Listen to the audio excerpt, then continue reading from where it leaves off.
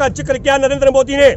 नरेंद्र मोदी सच में यदि अपने बाप की औलाद है तो देश को बताए हमारे देश में खुफिया एजेंसी की गलवान घाटी में बिहार रेजिमेंट के निहत्थे जवानों को मोदी सरकार के इशारे पर मोदी का वो यार जिसको झूला झुलाया था उसकी सेना पकड़ करके देश के अंदर घुस के मारती है।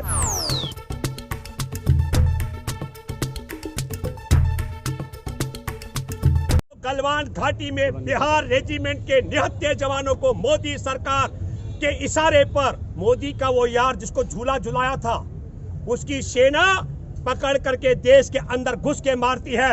17 जून को 75 करोड़ अमेरिकी डॉलर लेता है चीनी बैंक से नरेंद्र मोदी और 19 जून को ऑल पार्टी मीटिंग में कहता है भारत में कोई नहीं घुसा, कोई नहीं घुसाया है और भारत में कोई नहीं घुसा और भारत की जमीन पर किसी का कब्जा नहीं है।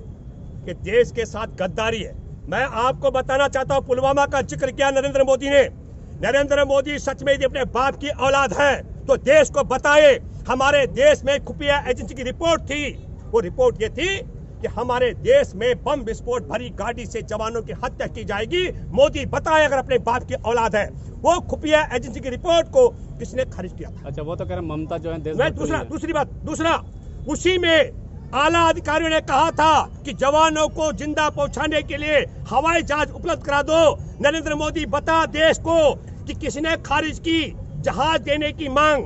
और तीसरी बात मैं कहना चाहता हूं, जब 3700 जवान जब सड़क पर जवान सुरक्षित नहीं थे तो 3700 जवानों को मैं 13 फरवरी 2019 का जिक्र कर रहा हूं पुलवामा का। मोदी एक साथ 3700 जवानों को सड़क पर किसने उतारा? और चौथी बात, विस्फोट भरी गाड़ी टक्कर करेगी, उसी गाड़ी में बुलेट प्रूफ नहीं है, ये जानकारी मोदी किसने दी? और एक और सवाल, जिस समय पुलवामा में हमारे जवानों के टुकड़े बिखरे हुए थे, ये देश का गद्दार नरेंद्र मोदी उस समय विदेशी के साथ में फिल्म की शूटिंग कर रहा था और ठाके लगा रहा था। ये देश जानना चाहता है।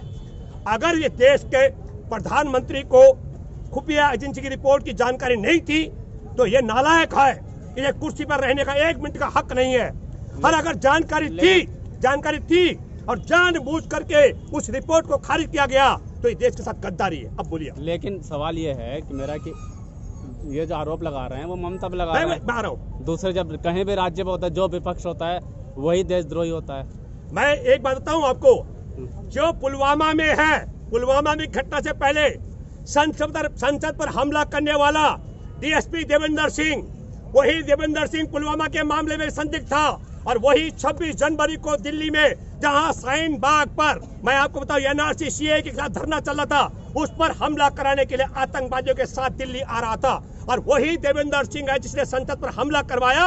मैं दावे के साथ मैं कह सकता हूं, ये क्रोनोलॉजी भी हमको बताइए कि ममता का क्या हाथ है। ममता पश्चिम बंगाल की और हमला हुआ पुलवामा में, जम्मू कश्मीर में, और सरकार नरेंद्र मोदी की और हमला करने वाले पाकिस्तानी आतंकवादी और पाकिस्तान के साथ में सैयद अली अब्बास जो पाकिस्तान का फाइनेंसर है, उसके साथ में हमारे देश के रक्षा सुरक्षा सलाहकार अजीत डोभाल के बेटे का धंधा है।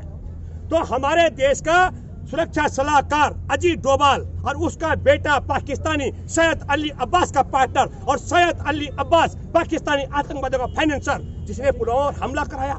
तो मैं दावे के साथ मैं कह सकता हूं, इस चुनाव में ममता को जानबूझ के घसीटा जा रहा है। असल क्रोनोलॉजी ये है कि हमारे देश के सुरक्षा सलाहकार अजीत डोभाल के बेटे के सैयद अली अब्बास पाकिस्तान के साथ सौदेबाजी नहीं, पार्टनरशिप है। और सैयद अली अब्बास नरेंद्र मोदी ईमानदार से अगर हमको जांच करने के लिए दे तो हम बता देंगे कि आतंकवादियों का फाइनेंसर है। इसलिए ममता को बदनाम करने का षड्यंत्र है। पश्चिम बंगाल का मैं फिर कह रहा हूं, पश्चिम बंगाल में इनको उम्मीदवार नहीं मिल रहे हैं। एक शिखा मित्रा है, पूर्व कांग्रेसी नेता की पत्नी, और एक है तरुण शाह जो अभी तृणमूल की विधायक है, उसके पति को टिकट दिया। मैं फिर कहना चाहता हूं, उत्तर प्रदेश में लेखपाल को बगैर वैकेंसी की नौकरी दी जा रही है, वो नेपाल भाग रहे हैं। पश्चिम बंगाल में टिकट दिए जा रहे हैं जिनको वो टिकट पर ठोकर मार रहे हैं। जनता सुनने नहीं आ रही है। बेमतलब का पुलवामा कराने वाला मोदी ममता को बीच में विलेन बनाने का प्रयास कर रहा है, लेकिन देश सब जानता है। ठीक है, धन्यवाद।